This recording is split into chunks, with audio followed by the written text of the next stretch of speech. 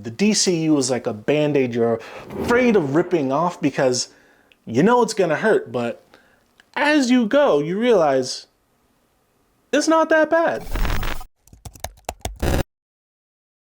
Peacemaker and Superman in this analogy is when you first start to rip that band-aid and you're still kind of scared, but it's actually going pretty good.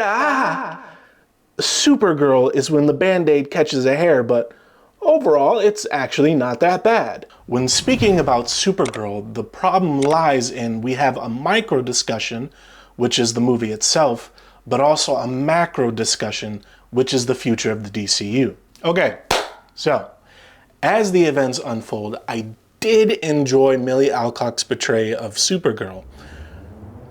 But the moment would almost immediately be followed up by something that would leave me dumbfounded.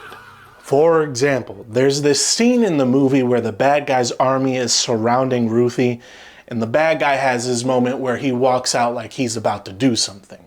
Except at this point in the movie, Supergirl and Lobo have already wiped the floor with him, not once, but twice.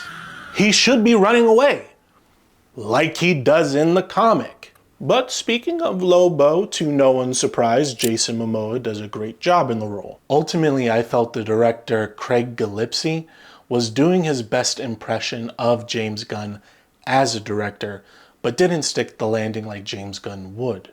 The next movie we're getting is Clayface, which is wild that we're getting one of Batman's villains before we're getting Batman. But even if there is an audience for that, it's setting up a dynamic where we, the audience, now have to be conscious of age and genre demographics. Before Marvel lost the plot, you could recommend any movie within the universe if that person already liked any of the other movies. You cannot do that with Superman and Clayface. Everyone, including fans, are cautiously optimistic about the future of the DCU. But the buyout made the fear aspect worse, and Supergirl did not hit the mark like it needed to.